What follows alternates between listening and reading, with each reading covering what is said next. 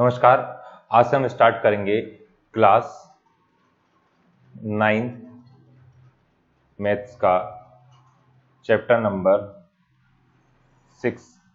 Chapter 6 है हमारा lines and angles. Chapter 6 कौन सा? Lines and angles.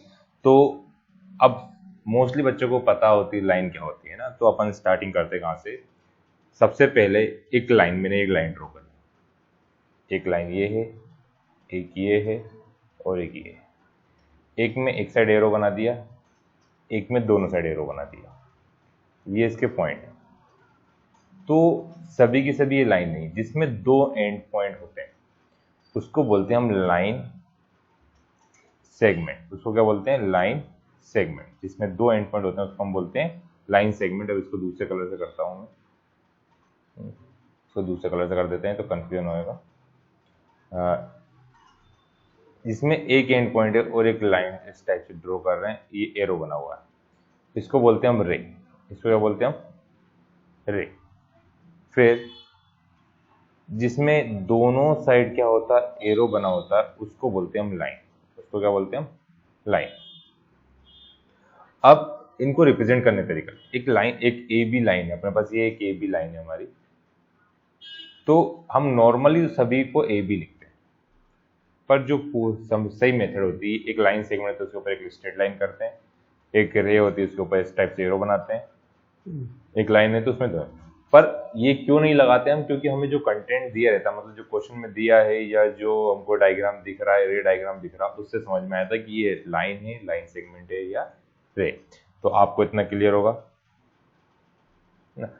अब ये होगा। अब इसके बाद देखिए, हम थोड़ा सीधा चलते हैं, ये लाइन होगा। अब यदि दो रो है ना, इफ टू रे स्टार्ट फ्रॉम सेम पॉइंट, दो रे है, दोनों एक ही पॉइंट से स्टार्ट हो रही। मान लीजिए एक पॉइंट ये था, इसी पॉइंट से दो रे स्टार्ट हुई, तो इससे क्या बनता है?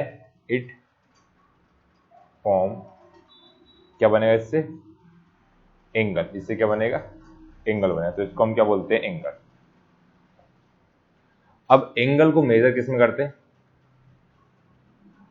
Angle measure in degree. अब एंगल का जो मेजरमेंट होता है, ये कितनी डिग्री का एंगल है, इसकी यूनिट क्या होती है? डिग्री, है ना। इसकी यूनिट क्या होती है? डिग्री होती है। अब उससे पहले अपना एक और चीज छूट गया था वहां पे, जो अपनी लाइन थी, तो तीन लाइन कॉलिनियर है या नहीं है। अब मेरे को तीन पॉइंट दिए हुए थे। एक पॉइंट हैगा, ये पॉइंट है, एक पॉइंट ये है और एक पॉइंट ये यहाँ पे। यदि तीनों एक ही लाइन में आते हैं, स्ट्रेट लाइन में आते हैं, तो उनको बोलते हैं कॉलिनियर, नहीं तो कॉलिनियर नहीं है। ये if 3 points are on same line then they are collinear, otherwise they are not. तो अपन इसकी डेफिनेशन लिख लेते हैं, आप लोग इसको नोट कर लेना या स्क्रीनशॉट ले लेना, और इन चीजों में कुछ भी डाउट हो तो मेरे को स्क्रीनशॉट लेके पहुंचा देना आप लोग, है ना। मैं एक्सप्लेन कर दूंगा। अब क्या लिखेंगे? इफ 3 पॉइंट्स लिख लो, 3 पॉइंट्स लाइज, है ना, on same line then they are collinear. तो उनको क्या बोलेंगे हम? कॉलिनियर बोलेंगे। इस टाइप से बना लेना आप, एक ये।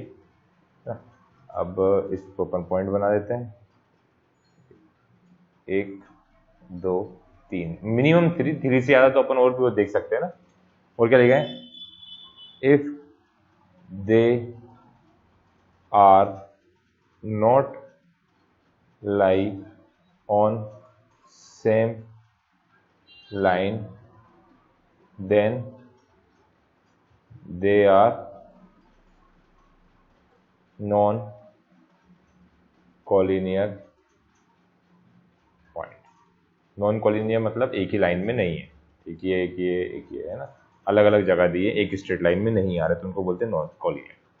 अब इसके बाद आप लिखोगे कोलिनियर नॉन कोलिनियर के बाद क्या लिखना है अपन को, एंगल्स। तो मैंने बताया एंगल क्या होता है, इफ टू रे स्टार्ट फ्रॉम सेम पॉइंट, दो रे एक ही पॉइंट से स्टार्ट हुई तो वो क्या बनाते हैं, एंगल बनाते हैं, और एंगल को किसमें मेजर करते हैं, हम डिग्री में मेजर करते हैं। अब नेक्स्ट लिखोगे आप टाइप्स ऑफ एंगल। नेक्स्ट क्या टॉपिक है आपका, टाइप्स ऑफ एंगल।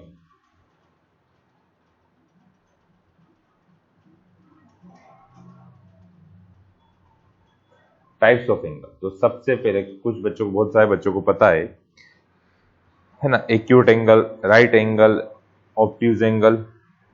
तो पहले तो एंगल किस वैल्यू को क्या बोलते हैं, जो हमारा ये एंगल है, इस एंगल के, इसको नेमिंग कर दी ए बी सी। तो ये ए हमारी क्या हुई, वर्टेक्स, इसको क्या बोलते हैं हम, वर्टेक्स। इसको क्या बोलेंगे हम, वर्टेक्स। इसको क्या बोलेंगे हम, इन दोनों को, ये एरो बना के लिख देता हूं मैं, इन दोनों क्या बोलेंगे हम, आर्म।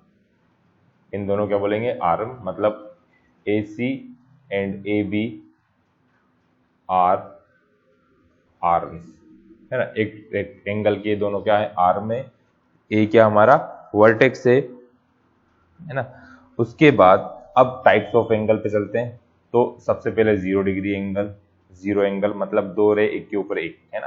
पहला क्या अपना 0 एंगल, मतलब एक ऐसी लाइन दी है, एरो है, उसी के ऊपर बिल्कुल सेम दूसरा आ जाता है। मैं दो अलग अलग कलर से बनाऊंगा सभी, उसी के ऊपर दूसरा आ जाता है।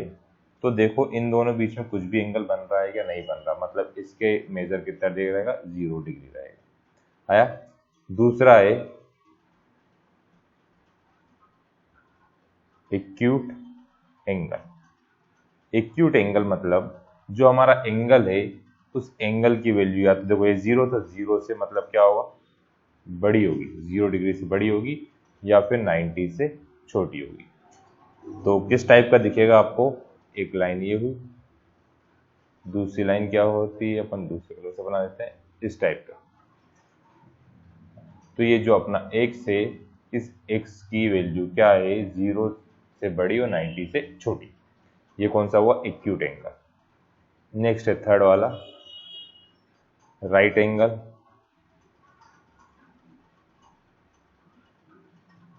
जिसकी वैल्यू फिक्स है कितनी डिग्री, 90 डिग्री। मतलब जिसकी एक रे तो इस टाइप से रहेगी, और दूसरी रे एक दूसरे के ऊपर, दोनों क्या होते हैं, परपेंडिकुलर। ये सिंबल किसका होता है, 90 डिग्री का सिंबल होता है। इसको बोलते हैं राइट एंगल ट्रायंगल, है ना। इसके बाद राइट के बाद क्या आएगा अपना, फोर्थ। राइट के बाद हो गया ऑब्ट्यूज एंगल ट्रायंगल।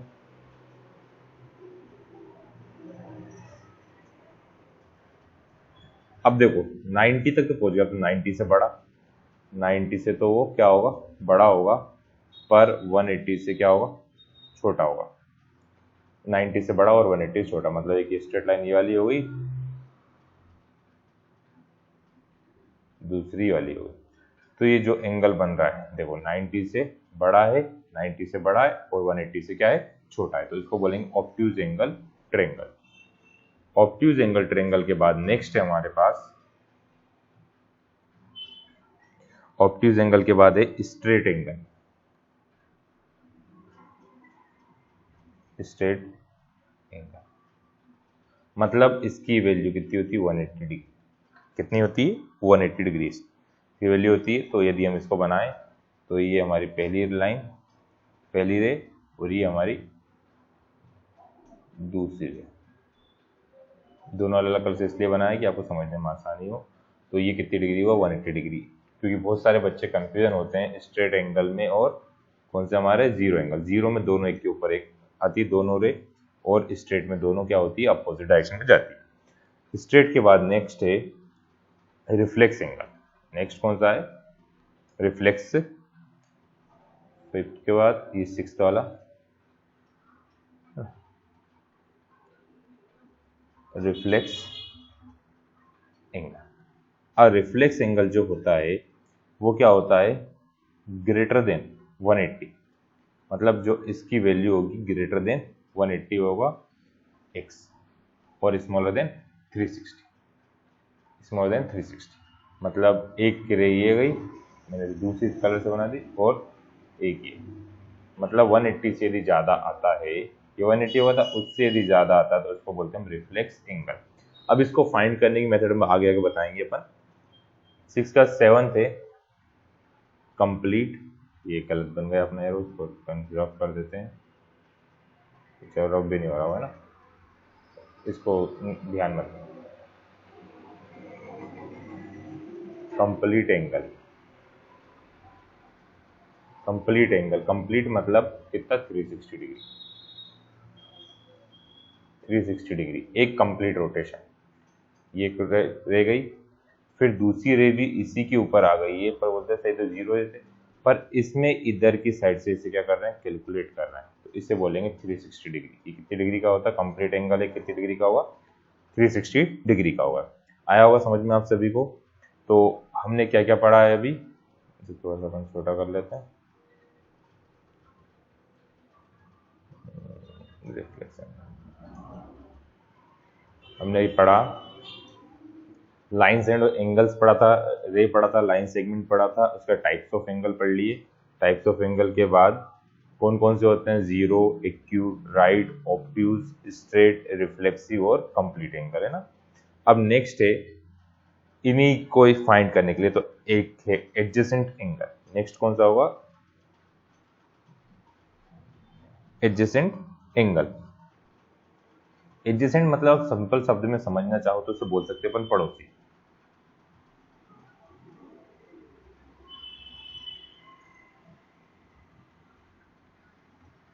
सिंपल शब्द में क्या बोल सकते हैं, उसे पड़ोसी बोल सकते हैं, जिसमें क्या होती है, 1 आर कॉमन होती है।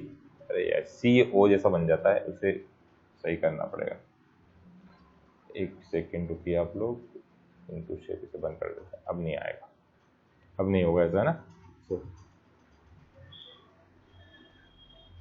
इसमें क्या होती है, 1 आर कॉमन होती है, उसको बोलते हैं अपन एडजेसेंट एंगल। सिंपल शब्द में बोले तो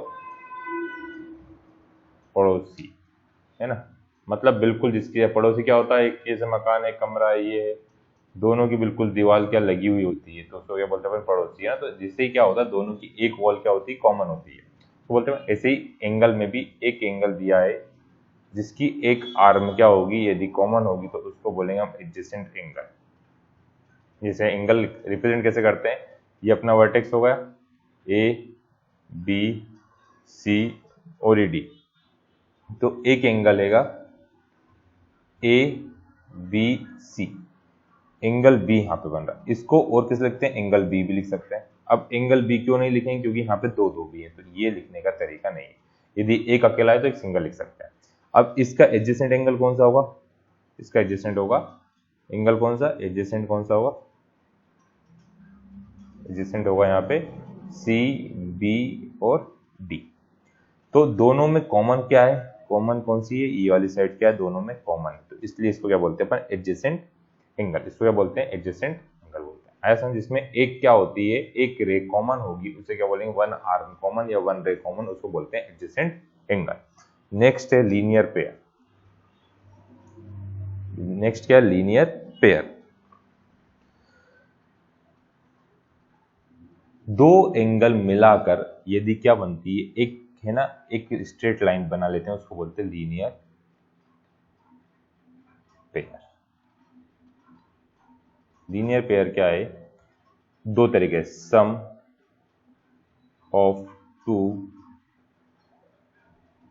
सम ऑफ एडजेसेंट, टू हटा देते हैं यहां से, सम ऑफ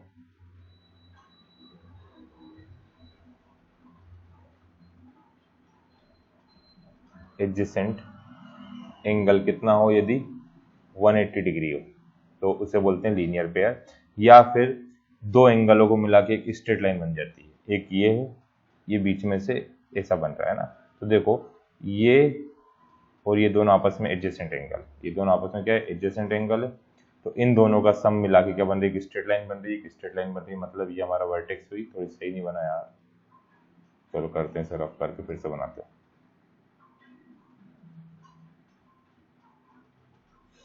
मान लिया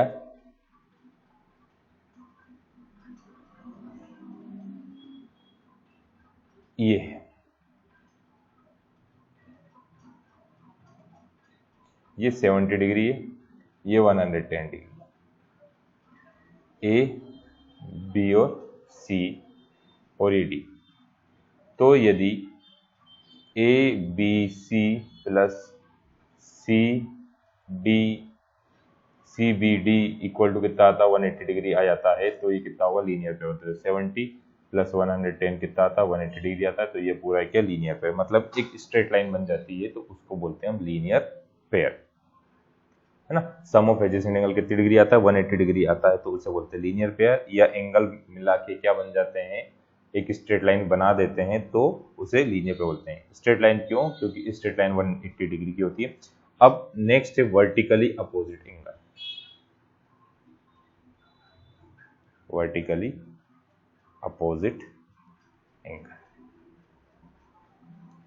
वर्टिकली अपोजिट एंगल क्या, एक रे ये है, एक रे ये। अब इसमें दोनों इंटरसेक्ट हो रही है एक पॉइंट पे, तो इस एंगल के बराबर कौन सा एंगल होगा, ये वाला एंगल होगा। इसके बराबर ये वाला एंगल, और ये वाले एंगल के बराबर कौन सा, ये वाला एंगल। तो इनको बोलते हैं वर्टिकली अपोजिट एंगल। ये मान लिया x है, तो ये भी कितना होगा x होगा, ये y है, तो ये भी कितना होगा y होगा, है ना। a b c और d, तो यहाँ क्या लिखेंगे, if two lines intersect each other at a point, ये पॉइंट का नाम क्या दे दिया अपन ने O, then they form vertically opposite angle. तो क्या करेंगे, उनसे वर्टिकली अपोजिट एंगल बनेंगे, और वर्टिकली अपोजिट एंगल क्या होते हैं, इक्वल होते हैं। And opposite angles are equal, मतलब ये दोनों वाई वाई, ये दोनों क्या है एक्स एक्स, तो आपस में क्या है ये इक्वल है। अब एक इंटरसेक्टिंग लाइन और एक non intersecting line. Intersecting line क्या होगी, इसके लिए मैंने इसको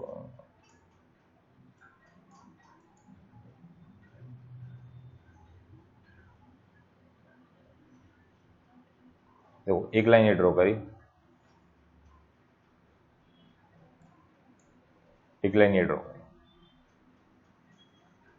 ये किस टाइप की लाइन बना रही, दोनों एक दूसरे को कभी भी इंटरसेक्ट नहीं करेगी, तो इन्हें बोलेंगे नॉन इंटरसेक्टिंग लाइंस। ये कौन सी बनी, नॉन इंटरसेक्टिंग लाइंस, मतलब एक दूसरे को कभी भी इंटरसेक्ट नहीं करती है, तो इनको बोलते हैं नॉन इंटरसेक्टिंग लाइन, क्योंकि दोनों सेम डिग्री एंगल बनी हुई। पर मैंने एक बनाई लाइन 34 डिग्री की,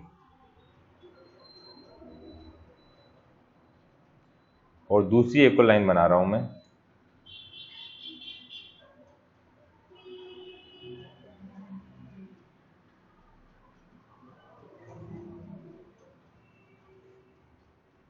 एक लाइन ये बना, तो इसको हटा देते हैं। तो ये जो लाइन बन रही है, ये आपस में एक दूसरे को यहाँ पे क्या कर रही है, कट कर रही है ना, कट कर रही है, मतलब ये किस टाइप की लाइन हुई, इन लाइन को बोलेंगे हम इंटरसेक्टिंग। मतलब दो लाइन यदि एक दूसरे को कट कर रही है तो उनको बोलते हैं इंटरसेक्टिंग लाइन, और एक दूसरे को अभी कट नहीं कर रही, क्रॉस नहीं कर रही, तो उसे बोलते हैं नॉन इंटरसेक्टिंग लाइन। अब इसके बाद हमारे पास कुछ थ्योरम्स आ जाती हैं और क्वेश्चन आते हैं, तो हम वो सब नेक्स्ट वीडियो में देखेंगे। आप लोग इन सबको एक बार ध्यान से देखिएगा, पढ़िएगा, कुछ समझ नहीं आता मुझसे डाउट पूछिएगा ना। तो आज के लिए इतना ही, थैंक यू ऑल।